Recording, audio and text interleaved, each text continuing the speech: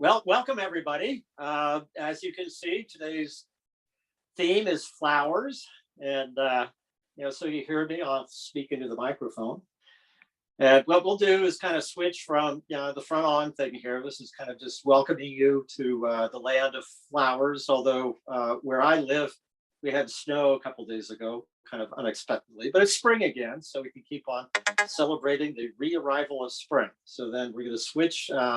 In back of me, you can kind of see we've got this is my living room, but it's my studio situation. So we're going to switch cameras and we'll get started. Okay. And if along the way, everyone, if you have any questions, you can post those into chat to ask me questions, and I will do my best to answer those for you. If I don't know the answer, I will let Franz address your question personally. Thank you. Yeah, I'm always happy to answer questions. Okay. I actually meant to have this off of here to begin with, and we'll get to it. I wanted to do a couple of exercise first, just to talk about flowers. Before we got started, we were talking about different styles of art and whatnot. And if you're looking to do something that is exceptionally realistic, that's a matter of working and practicing and training your eye. If you're just kind of interested in noodling around and exploring what you can do, then you certainly can do lots of different versions of flowers. But I thought we just kind of talk a little bit about visualizing how a flower is put together. And so I thought, as an example, we go with the sunflower. All right. And so when you think about the way a flower is constructed, they're somewhat or pretty much symmetrical, and especially ones that got kind of the round centers like that. So I was kind of thinking about, all right, if that could fit in a square. So I'm just going to sketch that square in. Now this is just this also is an example of using geometry with art. So if I go ahead and I sketch a line from corner to corner, corner to corner, where those diagonals intersect each other, that's the center of the square. And then if I then divide those in half with perpendicular bisectors, then if I want to draw a circle, I go from that midpoint to that point, to that point, to that point, and to that point. Okay. Now, that's kind of the far reaches of my petals. That's going to be, all right. And so then the center, I'm going to do another circle around that center. And then I've got another one here. And this is looking at the flower straight on. So I don't know if I can get this to work out with the camera, but essentially it's trying to look and balance at the same. There we go. Okay. So you got two concentric circles, and we have the outer ring that kind of talks about where the reaches or the boundaries are of the petals. Okay, now I'm going to kind of switch to a pen.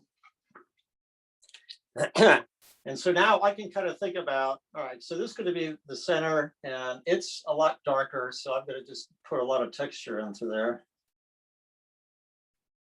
Okay, and then this has got a little more texture. And again, I'm kind of dealing with a bit of an abstraction here. And so then the petals are going to be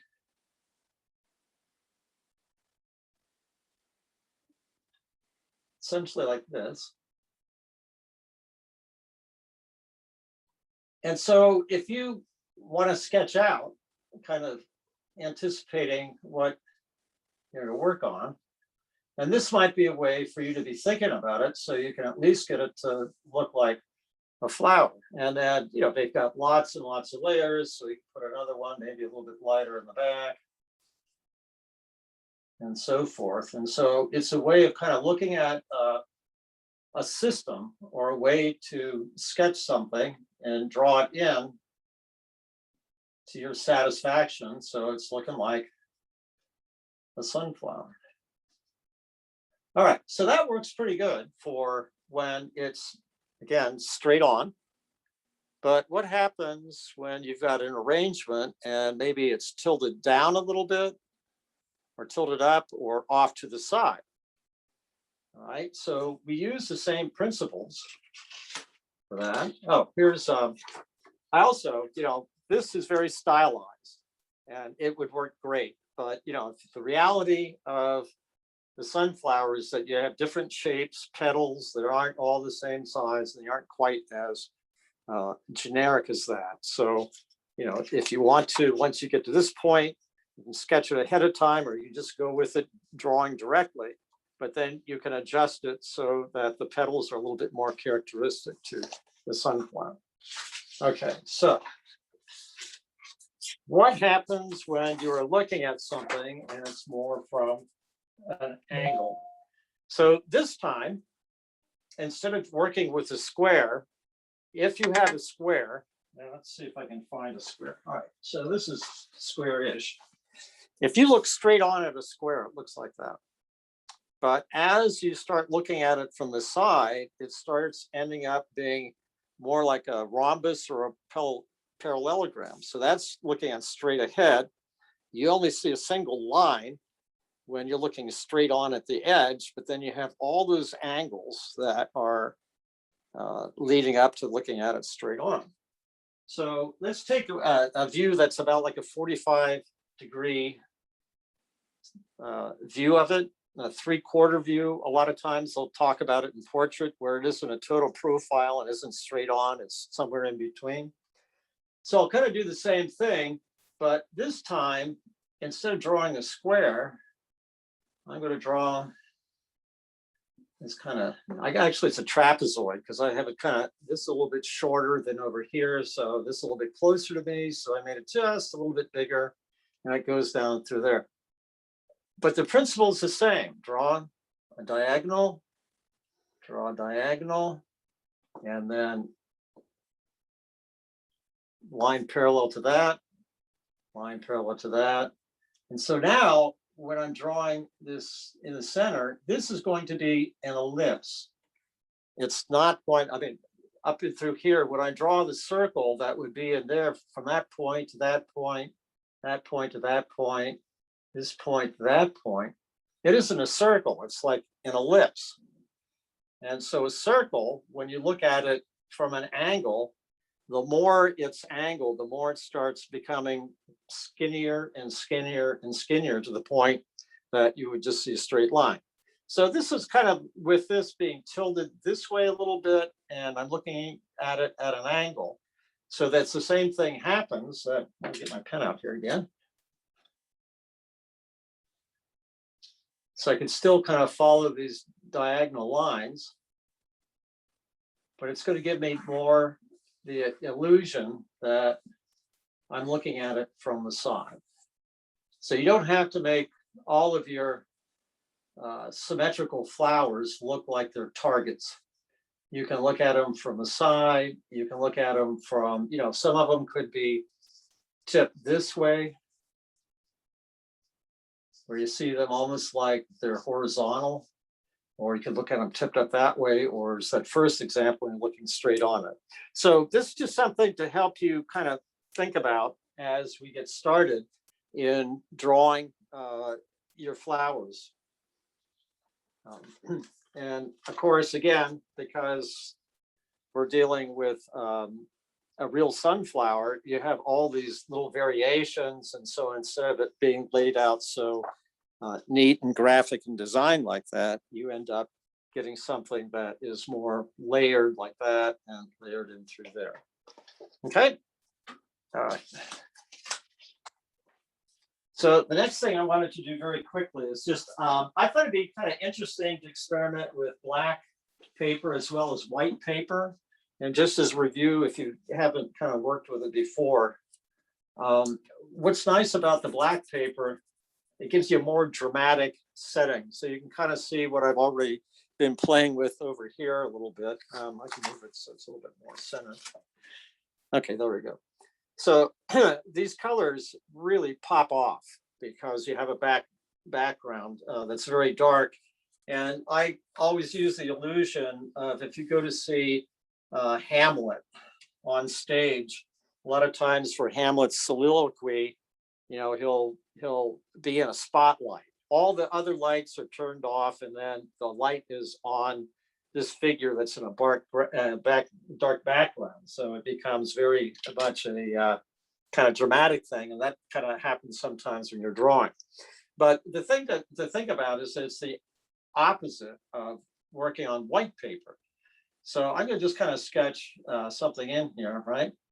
Okay, so in order to get a highlight, I have to really put a lot of material down on the paper, whereas with white paper, you just use the blank paper. So it's pretty much opposite. So maybe we'll kind of start with a little bit of white here, just to kind of give us a little extra something. And then I have to put this on pretty thick in order to kind of knock down the influence of that black coming through. Now I'm going to put on a pretty good layer here, and then start kind of backing off a little bit. And if I kind of come through and I start blending a little bit into the paper, you can see as I start dragging that onto the black paper, you start getting kind of the grade tones. Okay, so I can maybe put just a little bit down in through here.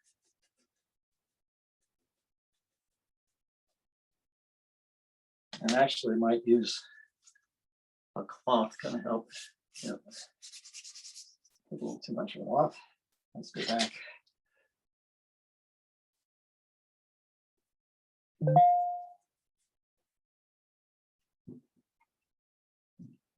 Okay, so as I start kind of scrubbing into the paper,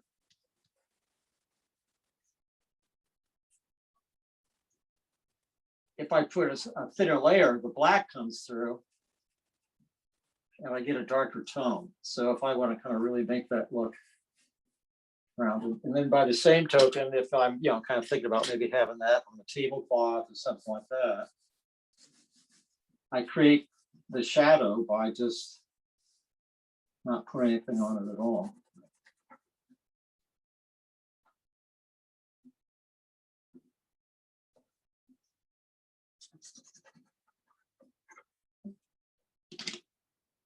Okay, so I've already lost my white. There it is. And then I can kind of come back and I can add a little bit of white to it to get it.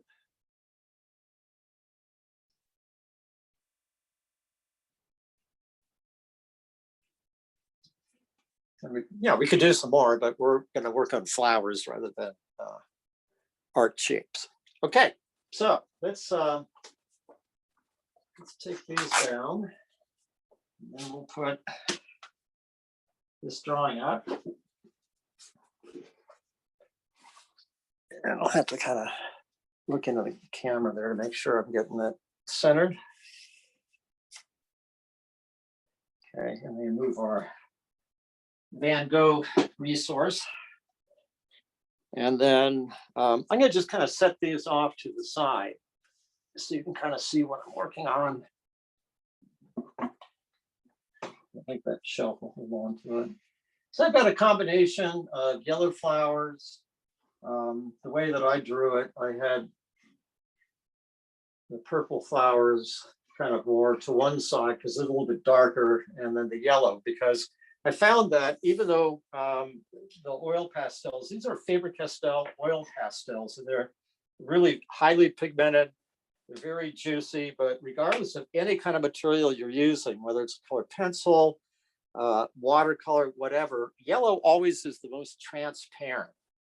And so it's a little bit harder to overcome the black with yellow. All the other colors work really well, but yellow is just a little bit more transparent. So I thought if I would kind of weight the drawing more on the yellow side on the white paper, and then kind of use these purplish colors in through here, and then kind of the orange sunflowers in between, that can kind of get us going. Okay, so this flower is kind of in between, is white and black. And so let's see here. We'll start with this one. And what I want to do too, even though I've kind of, when I sketch this out, I use very kind of precise lines in a very, kind of detailed way. But for me, the fun of working with pastels is more trying to build things up constructed, like with texture and whatnot. So I don't want to get into, real tight little detail. I just want to kind of identify the basic shapes and start putting in the basic color for each shape. So I'm going to just kind of very lightly. Now this is Legion paper, Stonehenge white, and Stonehenge black. And I don't know how much detail you can get on our Zoom here, but there's a little bit of a texture to it. So as I'm working the pastel into the paper, you can see that there's a little bit of a texture in there. And I'm going to try to take advantage of that. Right now, I'm just depositing the pigment on the surface. And so the texture of the paper comes through because I'm not pushing hard enough or putting enough that it's going to go below the surface and start filling the bottom part of the texture. Okay, so let's venture over to the black. And on this paper, I am going to start to kind of bear down a little bit more. And what I want to do is kind of maybe work on one flower at a time, because I don't know that this is a large enough drawing that we may not get the whole thing done. So I'd rather kind of concentrate on maybe a few of the flowers to demonstrate some of the techniques there.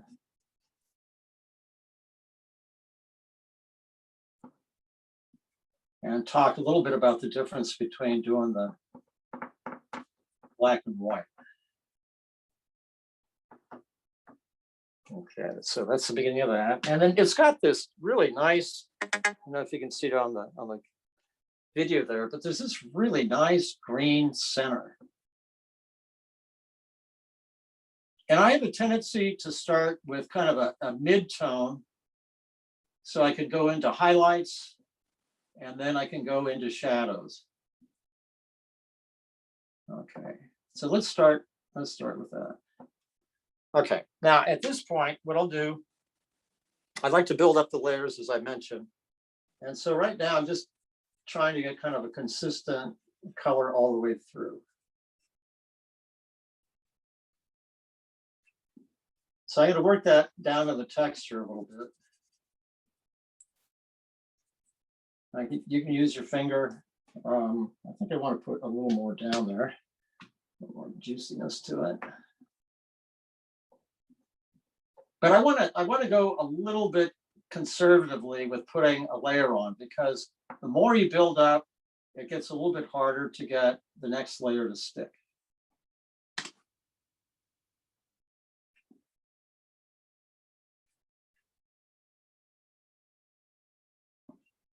So what I'm doing now is kind of working that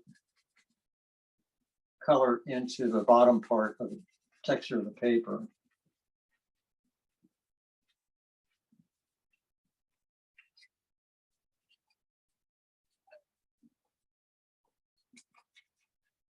And I'll do the same thing on the black.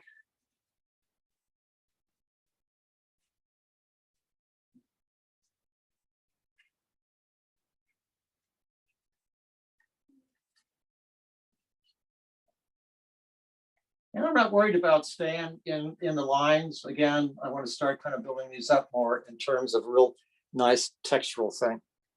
And I think I better get the. Okay, so this is kind of the base to start with. And so what I want to do is start kind of adding some little shadow areas in through here. And I want to try to start building up the highlights here so they start to blend together. Okay, there's kind of a nice yellow bit on the highlight side of the flower. All right, so now this is when I want to start to really start putting on and also use the texture. So over here in the borders, I'll kind of, I want to start using strokes like that, because I think sometimes the problem with pastel is that if you over blend everything and you keep on blending and blending and blending, you kind of lose a lot of the energy. And so what I want to start doing now is building things up in terms of thicker textural applications. So for this part, it's a little bit brighter here in the center. So instead of kind of being real gentle about it, I want to start really kind of laying that in. And I like it when I start getting these little knobs and little shards of the color. These are nice and soft. I did experiment with a hair dryer. It works pretty good, where if you take a hair dryer and you kind of blast it, it liquid softens it quite a bit. You get some really thick textures onto it, but it's loud and kind of annoying, and there are other ways of doing it. Okay, now, as it kind of comes into here, I'm thinking about the light coming down from this side, from this over here. Another reason to have the white. So now I'm going to go to a slightly darker green, and I'm going to start to kind of stipple it and put it in here. You can actually hear, this is not quiet.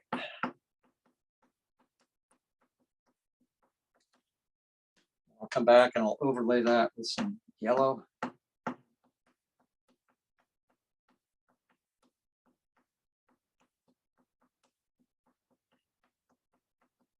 There is just a tiny little bit of a highlight that kind of comes through, so I'll put some white. So now what I've done is I've kind of created a shape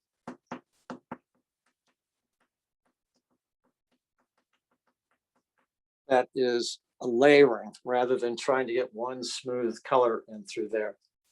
Now, I've also noticed that there are some shadows. It's almost like there's some very kind of distinct little, you see the stamen or whatever it is in through there. This is an old dental tool. You could use an X-Acto knife. You could use an etching needle. They're also scratch art, something like that. But it's going to show up especially because it's going to be on the black paper. But if I want to start getting just a little bit of a hint that you got some shadows and you got some form, again, I don't know how much of this is going to show up because it's fairly detailed. But I'm starting to get a feeling for the black paper coming through again. So it's kind of making those an even more, not only do I have the actual texture of the pastel in the layering of it, then I start to get kind of a feeling for the texture of having all these circles kind of together. And then I can also, if I think that this is a little bit, it needs to be darker in through here, I can very lightly scrape some of that away. So the black paper starts kind of coming through.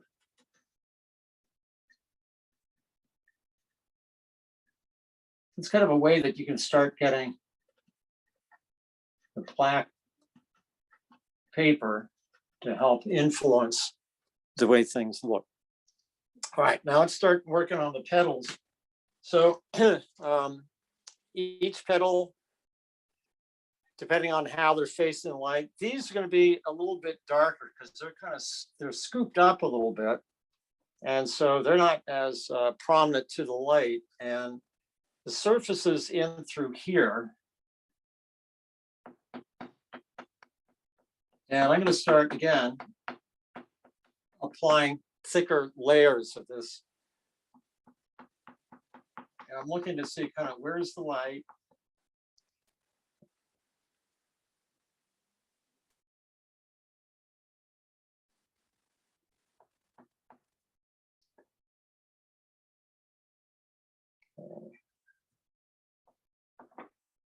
And then when I come over here, I'm going to start adding some darker bits.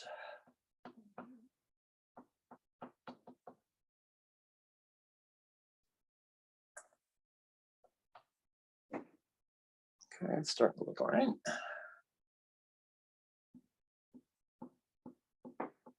Okay, now might want to, I could blend that a little bit. Again, I don't want to get too fussy with it.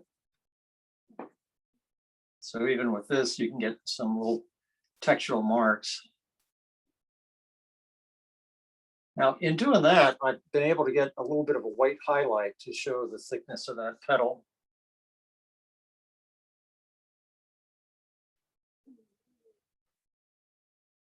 I just don't want to have like a real sharp edge unless there's an actual shadow there. Okay, let's see, this one.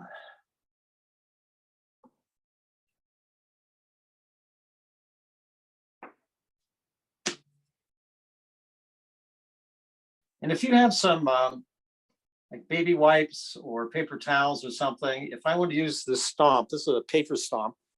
And if I want to use this for other colors, I want to wipe that off so it doesn't pollute the other colors as much. Yeah, I don't want to be using a yellow and then take a kind of a purplish color. Well, maybe I do. Might be interesting.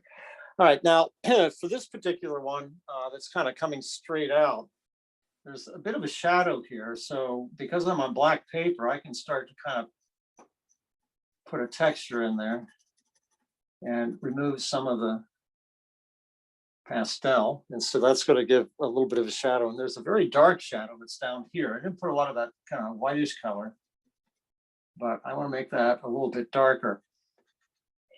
And if you really want to kind of call attention to an edge between one shape and the other, like between here and there, I can kind of see that we're having a very dark shadow underneath there. It's a lighter color, so it gets it to pop. And then if I want to really kind of bring it up even more, as if that's a highlight, you know, I can add a little bit of white there, or I can add pink or something like that. What I am going to do is add a little bit more of this kind of purplish color on top of that, because the more I can play down that black, the more intense this color is going to be. Okay, so other areas up and through here, I can also see a very dark shadow that is being, you know, light's coming through. This petal is in front of that one.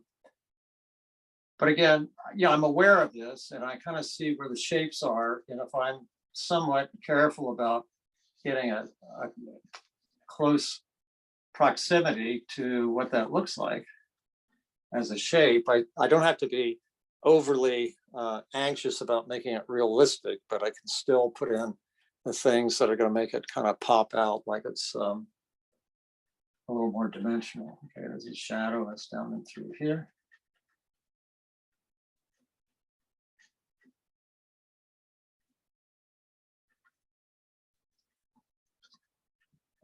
Here.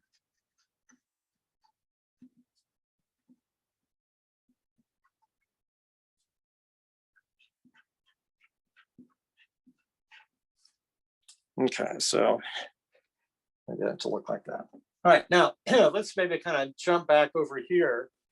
And in this case, instead of removing stuff in order to get the shadows, I might look at that and think about removing some of the materials to get some highlights, because I've got a white ground underneath. So up and through here on this petal, it kind of looks like it's a little bit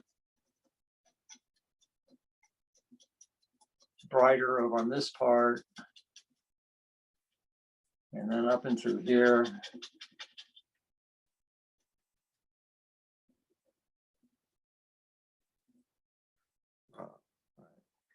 Let's get a slightly darker purple. Okay. And now I can start thinking about putting some of the shadows over on this side. So I start to kind of get them to be a little bit more compatible. So I'm looking at this one petal that comes down here. And as it comes down, it's a little bit darker, but I want to kind of continue it as it comes up in through there. And then there's a little bit of kind of a texture coming through there. Next one over, it gets a little bit shadowy in through here. Something here. This is scooped out a little bit. It's very, very much darker in through here. So I've got another paper stomp here. That's a little bit.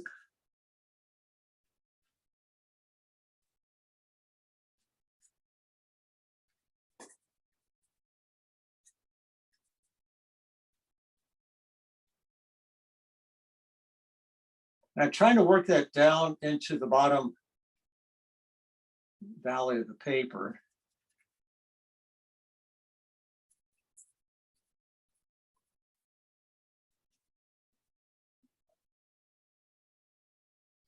Okay, it's starting to pop a little bit.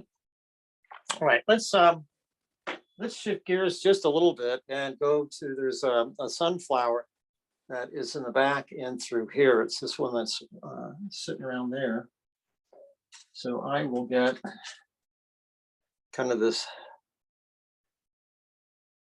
Yeah, I have to layer a couple of colors in order to get the color that I want. But I'm going to start off.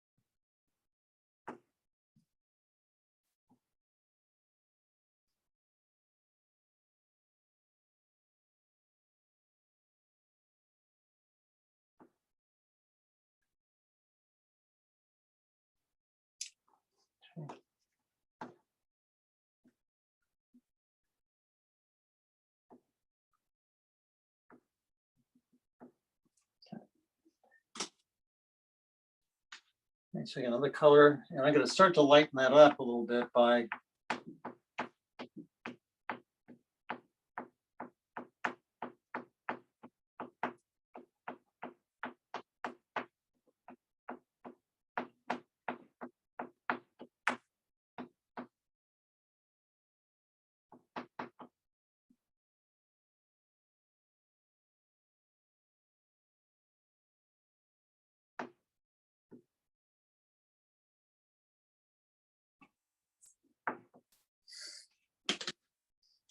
all right, now for some of the shadows.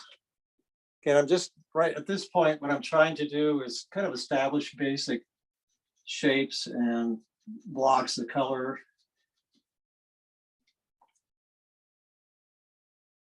So again, I can get kind of a shadow in through there. I've got a little bit of yellow up in here for the flower behind it. Coming into here, then I got yellow that's in this area. So I want to kind of cover a little bit more ground here so we can see what this is looking like all together.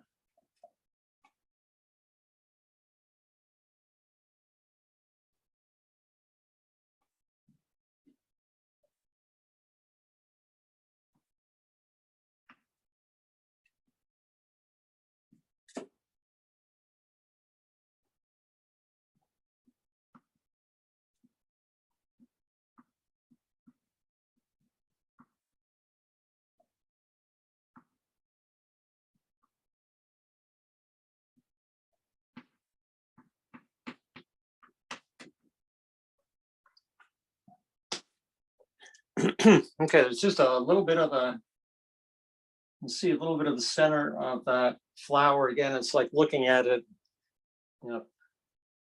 take one of these things and it's kind of positioned more like that. So I can look through there. I see all the petals coming out at me. I have them kind of going in the back, and then I see a little bit of the yellow center there.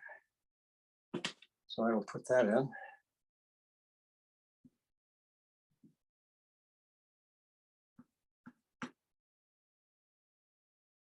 It's all kind of the same yellow. And then down through here, I have, again, a bit of a center that shows through here. And block that in.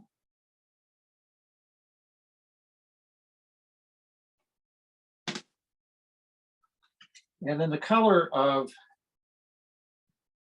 the petals down here is a little bit darker because it's kind of way in the background underneath all the others.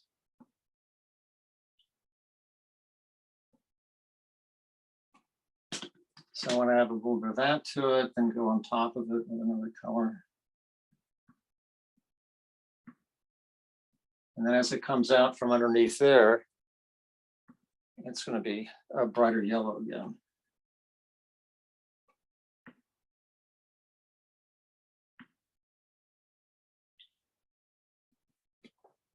Okay, so we're starting to get kind of patchy bits done. All right, now I'm going to come back and maybe start working with these and starting to see what I have to do to bring these out. A little more color. Now the other thing too is, like, if you decide that maybe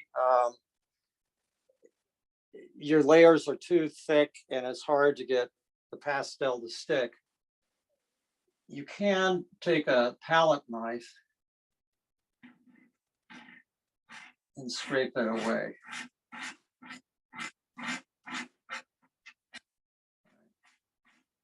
So now I can start getting some of my highlights. And if I take a little bit more away, then I could start building up a darker color. And again, by thinning the layer of the pastel that's actually down on the, that's shadows a little bit weird there. There we go. The way that I try to get shadows over on this side is scrape away. And the way that I'm trying to get highlights here is to scrape, because then the white of the paper becomes a highlight. It comes through and influences your color.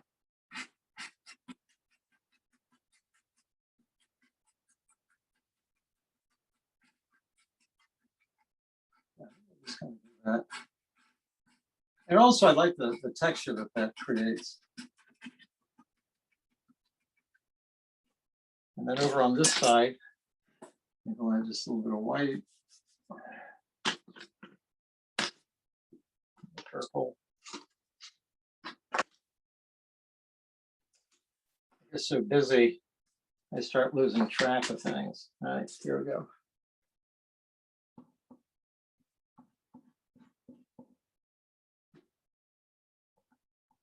I'll start to kind of work on the transition from white to dark there. And so now it's starting to kind of go from this into the dark shadows, and that's making a little more sense there.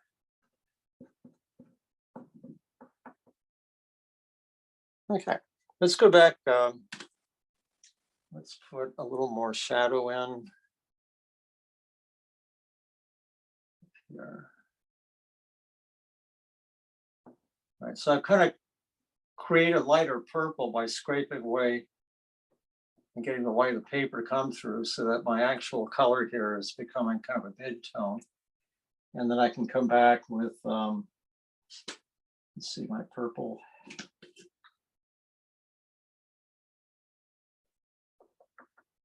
And get it to kind of blend in there. Okay, so let's put some white up in here.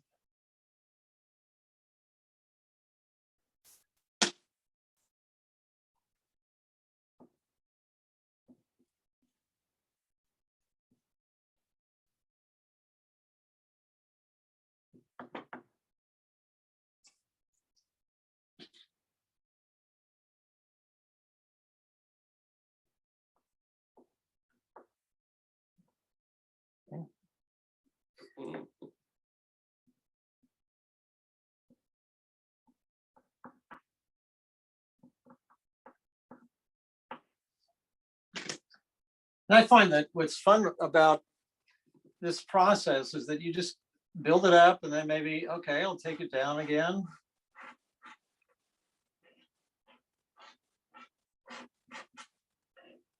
And you just keep on working on it till you think, all right, that's about where it should be for now. And then we'll keep on building some other things up and then try to get it all to kind of fit in. All right, let's start working on these flowers. I think that what I'm going to do is take a little bit of gray, maybe, because I don't want to really kind of come up with a weird color, but I do want to tone some of this down. Here's I got one more little stick here. So if I kind of get that yellow and the gray to mix, that's going to read kind of effectively as a shadow. And then if I feel like I got too much on it, then I can lighten it up by scraping that last bit of gray off a little bit. But I don't want to get, all of a sudden, it's one thing that I find is that sometimes I get so much into the detail, I kind of start losing the overall effect of it. I could also decide maybe to take the same color used down here. That might actually be a little more effective. Combine the gray and this kind of tan color.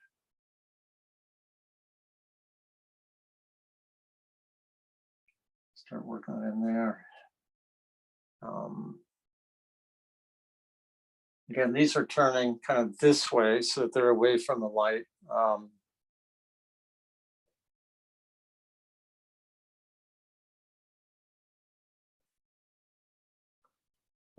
So this one is a little bit darker into here. A lot of this down in here.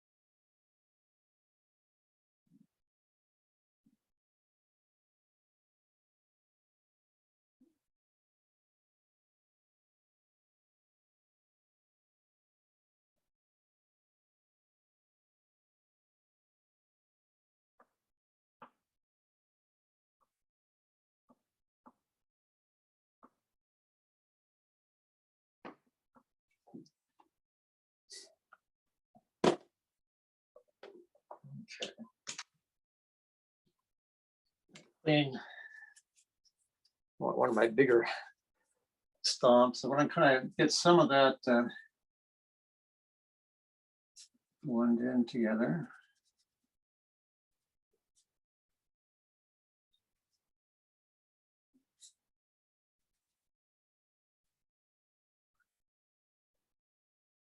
It's very easy for me to get lost in my own little world here. So I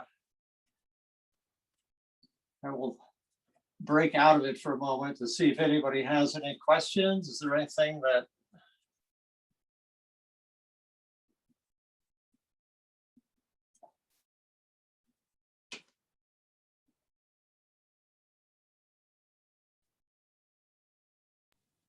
Franz, would it be possible to show a close-up towards the end? I don't know if you can move your camera or not. I know. Oh yeah. In fact, let's just does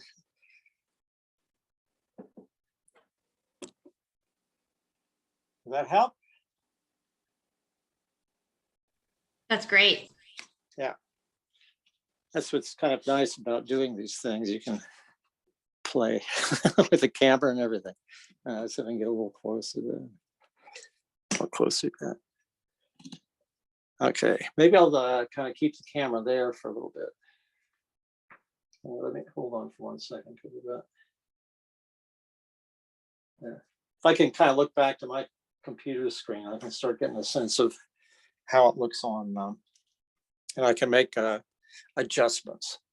Okay, so cut it down in through here. This could be a little bit dark. And now I'm kind of looking to see the way that it actually looks, and also kind of working with an intuitive thing that I want these to be much darker to get the yellow petals to pop out. Again, I really like the idea of trying to get some nice juicy bits of texture. In fact, I think I'm gonna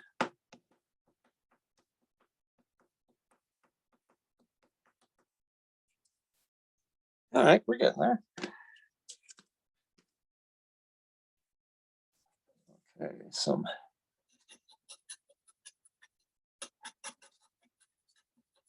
Actually, I think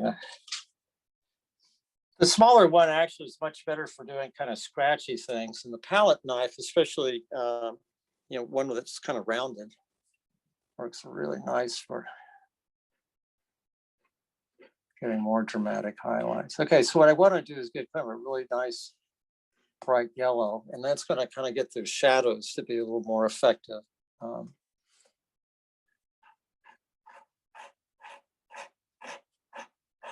And that's, I mentioned that this is a Stonehenge.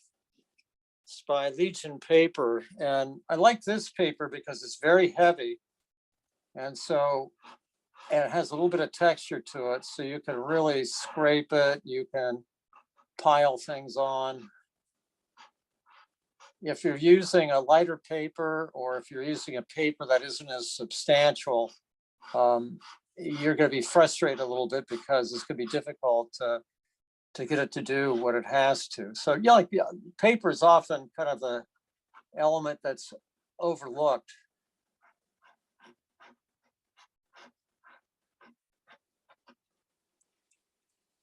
It might be just a little bit too.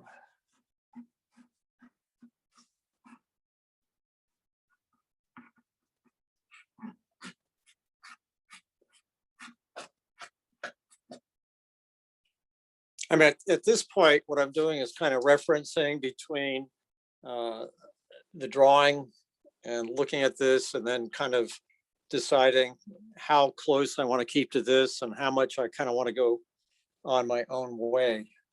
And part of it is looking at it and saying, okay, well, let's see, if I kind of come in, and even though it may not be the way it actually is in the setup, if I come in through here and get a little more of a shadow in through here, and then maybe kind of just lightly lighten that up a little bit and smooth it in, it's going to get this petal to kind of stick out, kind of roll out. I could even take a little bit of a white now. Yes, so slightly, and maybe kind of blend it in so it isn't a glaring white.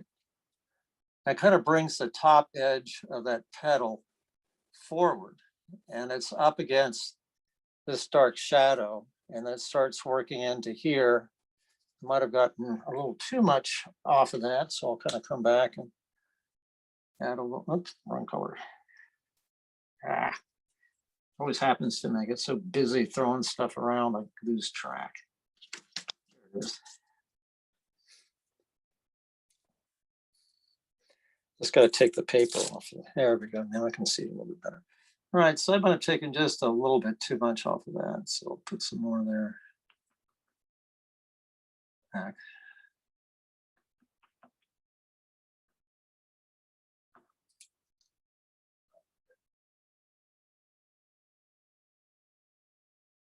Now we're going.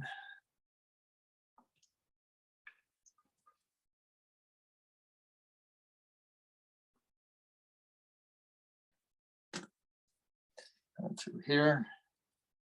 I want to put just a little, like that, a little more kind of rounded. And then I can go back over it.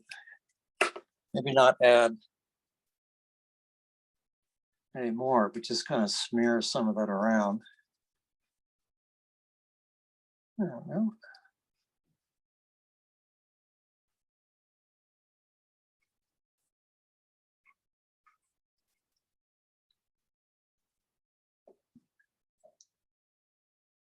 Okay. And fixing the oil pastels, I know we usually do with the soft, but how do you feel about the oils? Actually, even with the soft pastels, I don't fix it. A lot of times, no matter how careful you are, if you have build up, this is with the soft pastels, you've built up a real subtle transition.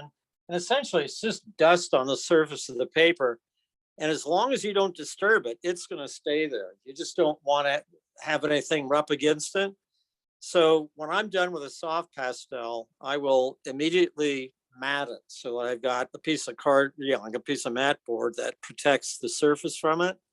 And with the oil pastels, unless, it's a really hot day, I mean, they're pretty stable, and you really have to work at smudging up the oil pastel. So I personally don't put fixative on my oil pastels. Occasionally, as I'm working on a soft pastel, if I find that I'm having a hard time getting the soft pastel to stick on the soft pastel, as long as it's still kind of on the ground plane, the first couple layers, I can give it a light mist of the fixative so that it keeps what layers down there. And if it blurs a little bit, if I lose a little detail, that's okay because I haven't finished it. But very rarely have I ever sprayed any of my finished soft pastels with a fixative on the last section of it, just because, again, I'm just working on little blushes of color and nuance, and I don't want to lose that because I put a fixative on it. But I think with oil pastels, they're pretty sturdy. Maybe if you live in an extremely hot climate and they start to melt a little bit, then you could have some problems with it. But you know, for the most part. Okay, I want to kind of change this up a little bit because I want to, you know, what I've done now is I've put kind of I scraped up a little bit what I put down before. And now I'm putting kind of a nice heavy layer of that on it. It's kind of an orange color. Because, you know, it kind of occurred to me that, you know, if you have a limited number of pastels, you've got to be very inventive on how you're making the colors. So if the sunflower is kind of somewhere between an orange and a yellow, and then what I can do is put a layer of orange down, and then I can put a nice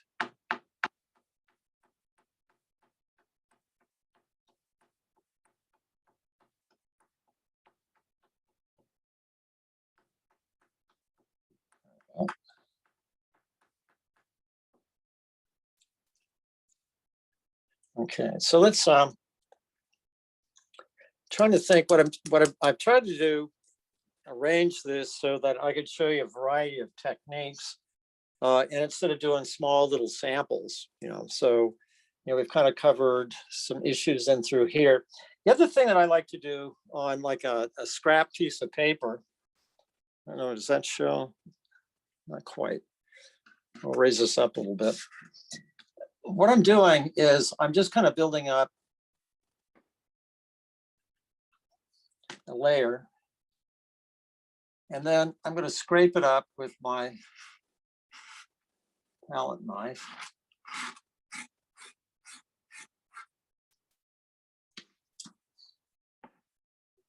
Do that again, and maybe I'll even add some yellow to it. And then what I'm doing is I'm collecting the pastel on my palette knife. And then if I really want to get some intense color, then I can put it down and then draw it.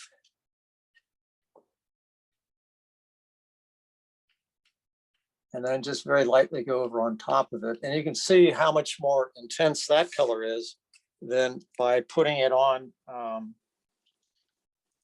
directly. So I still can get some in through here. I really hit it, but I kind of like the look of that. And then I can put some even more on top of it.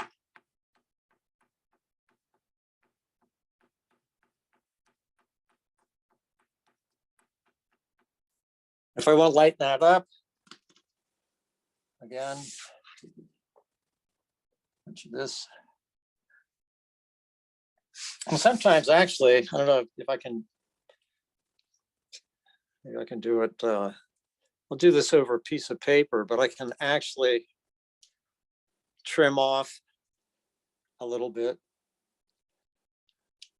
And then if I want to put even brighter, it's almost like, you know, kind of putting extra icing on a cake.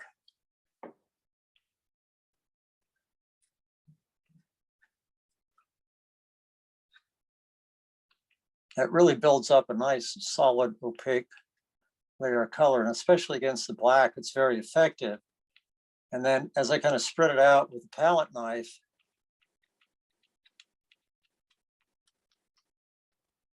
then I could come back and very lightly scrape it off a little bit. And then I can start to getting, you know, kind of the black paper to come through.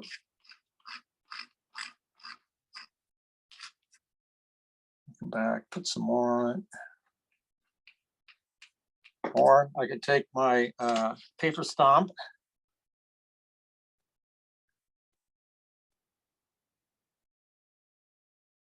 I can gradually get it to thin out, so I have a nice even shadow that can start to develop. And this is the stuff that I love playing with. I get kind of more into creating the textures and the colors that make up the flowers rather than trying to render the flowers. And this makes it more fun. And you can try stuff. Some of it works, some of it doesn't, but you know, kind of I like the transition and the colors with that. Okay, let's get back to over here. All right.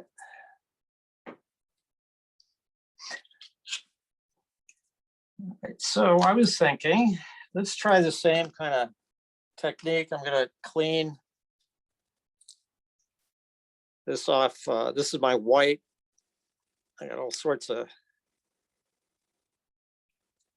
stuff on it. Clean my palette knife off.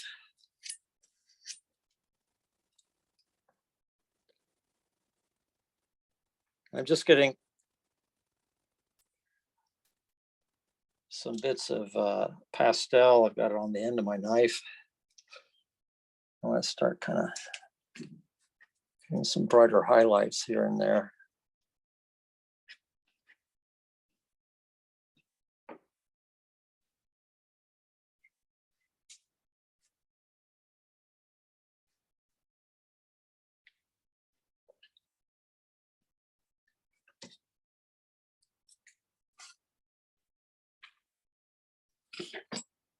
Okay.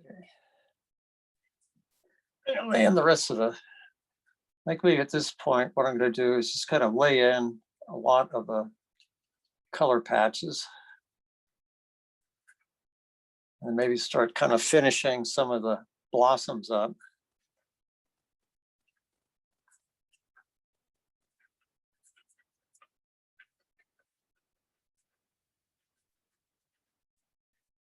Now, as I'm working off here to the edge, yeah, it's still in the camera, you see the blue tape. And what I like doing is kind of defining the composition that I'm working on with the blue tape. And then that way I don't have to worry about trying to stop on a line. And then when I'm finished, I can pull that off. And it's a real nice crisp line. And I kind of like the contrast between, you know, all the activity that's going here, a nice clean line. Okay, let's go down here. There's some more sunflowers in this area.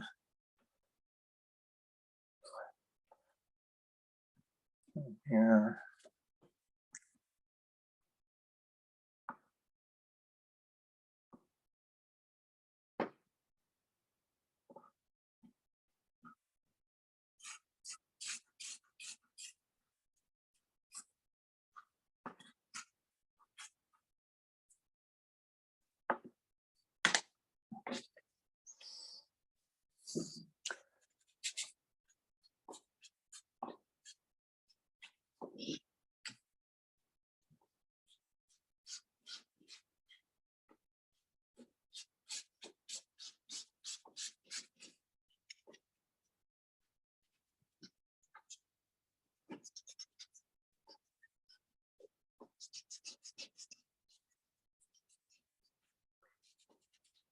If you've got a little extra time, you can take something like a nice grade mineral oil put them on a cloth. And, you know, if you just want to get kind of a real thin area of color down, but then you have to wait a day or two for the oil to get thoroughly soaked in the paper. And archivally, some people would question that, but it is, you know, a way to blend in colors. Okay, so with these, a bunch of leaves that are kind of coming in through here.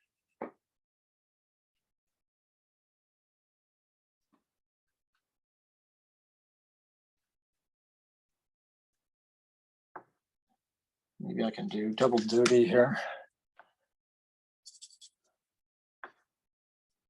And some more yellow coming around through here.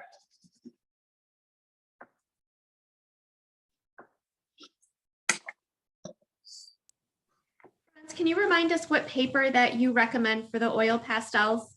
Yeah, this is Legion paper. It's the company, and they make Stonehenge white. And this is Stonehenge, you know, like the monument, black. And Okay. we had another question, if you can talk a bit about the differences between the oil and the soft pastels, and do you actually have a preference for one over the other? Yeah, I personally like soft pastels better. And I think it's possible, well, yeah, my soft pastels are more about intense colors and very detailed transitions. And you know what I've done, unfortunately I don't have any handy, or else I would show one real quick. But I'll take things like an antique toy figure and I'll blow it up and I'll do a very tight rendering of it. But what I get into are finding the toys that are rusted and are bent and have little things. And so my challenge is trying to give a sense for the texture and for the paint peeling and things like that. I don't use, you know, kind of really nice objects. Like I find very quirky ones. But because of that, I find that I have more control and more options in blending with the soft pastels. I think the oil pastels, I'm not sure that the kind of stiffness of it, I guess. I like the, well, you know, as the name implies, I like the soft pastels because they are soft. And I also find, and it might be just the way that I handle it, the way that I do things, but I kind of find that the soft pastels, I can get more layers. With the oil pastels, you get to a point and you need to start scraping again.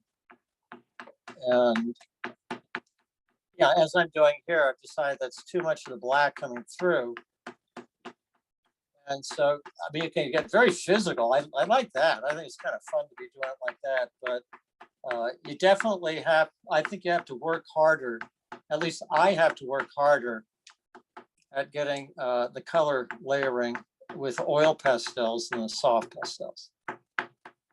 And I think it's just, you know, a matter of choice. I mean, that one of the disadvantages of soft pastels is that because they're so dusty, that you know, you can get them everywhere.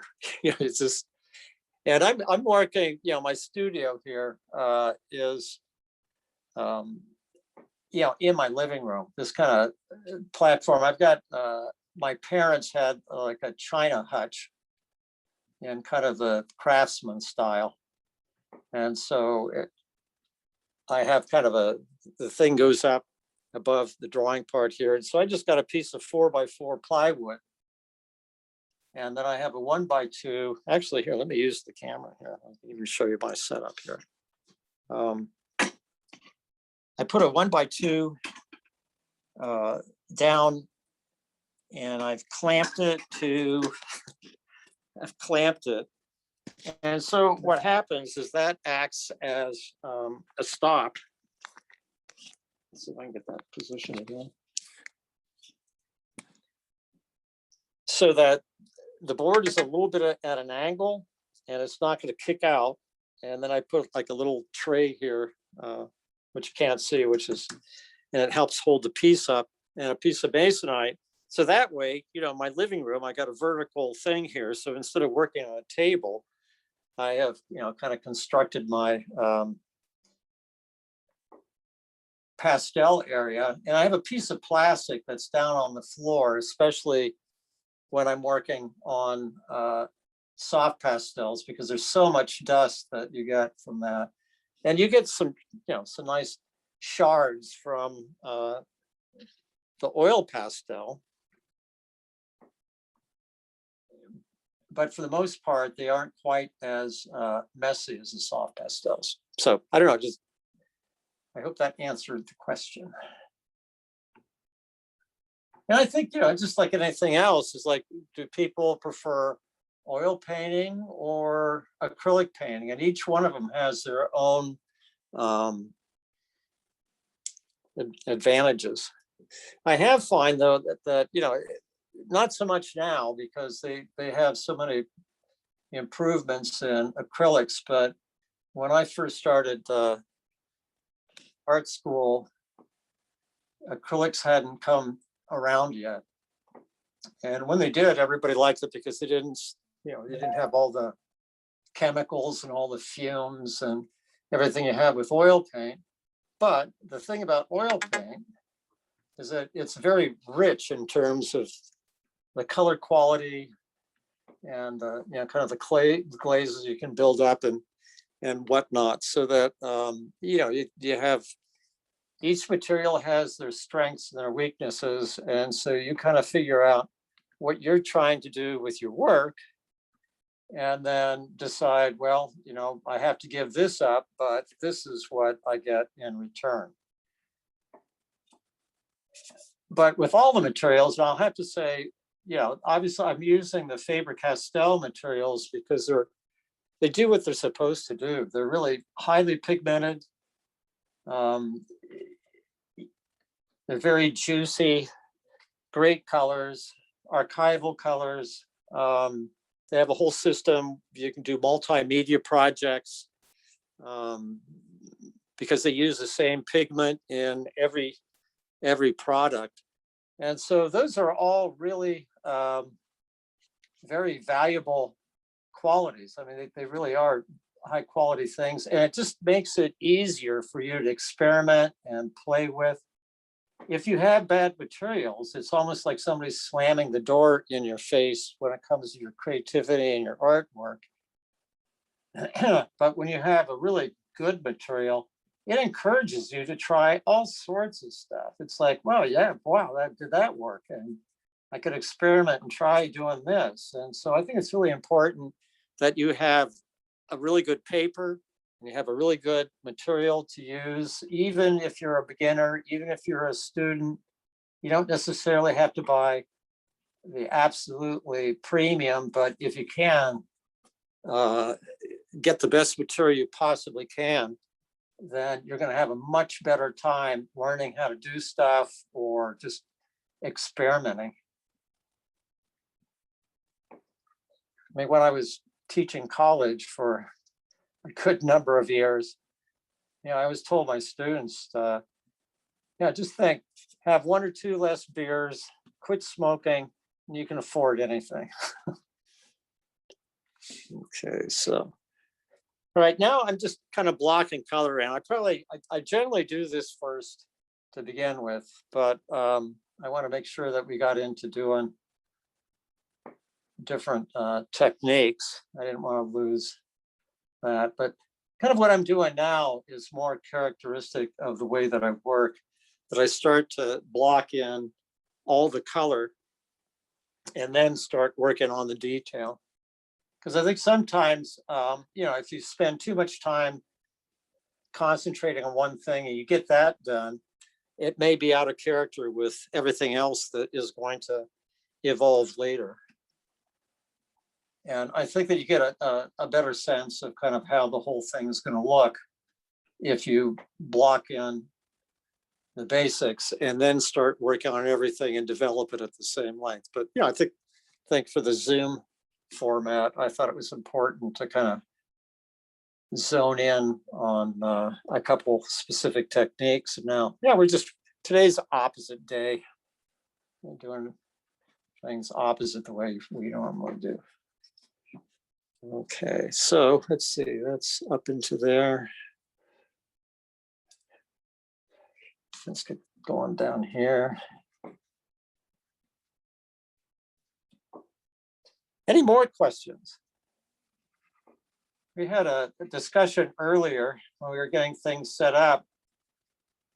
And yeah, just kind of talking about, I don't know how many people in all the workshops that I've done over the years, a lot of times I'll have people come up and say, oh, I really liked art when I was going to school, but you know, I had a teacher that told me I wasn't doing something right, and it was, you know, I tried it and I just couldn't get it to work, and it's unfortunate. Or you know, people decided that they had to drop doing their artwork in order to get their work done or pursue their jobs or anything. But I think that, you know, it's one of those things that if you don't worry about what it looks like, you know, eventually you should be able to kind of come up with something that you really, really like and that you're very proud of.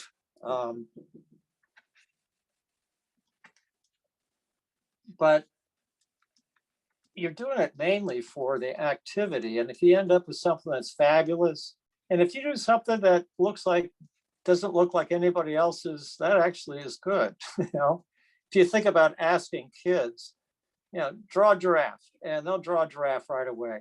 Ask an adult, and they'll give you all sorts of excuses why they can't do it. So I just kind of encourage everybody to just play with materials, try things out. If you want to do stuff that's realistic, you know, you'll be able to do that if you keep on working at it. But you know, I just noticed it's 5:11, and I thought that we'd leave, you know, we'd finish up at 5. And so with me gabbing and having a lot of fun, kind of starting to block all this in, I totally lost track of time. And it's such a satisfying activity. So, you know, it's not so much that you got to make your artwork look like somebody else's. Main thing to do is get a sense of form, the way things are put together, look at colors, and just experiment, just play. And eventually you're going to end up coming up with stuff that you're really quite proud of. And if nothing else, it's going to be very satisfying and very, very fun. Well, we didn't get too much done on the black, but you can kind of get the idea of how that works. And yeah, probably what I'll do now is finish blocking all these main forms in. You can start to see now how the composition is, you know, got some orange and yellows, some more yellow, and then this kind of purplish pink color will carry in through there, very similar to the flowers that are over there. And it's just been really a lot of fun. So I hope it's been enjoyable for you all. And if you have any questions, last questions, you know, I'll be happy to answer them. Otherwise, get your materials and have fun.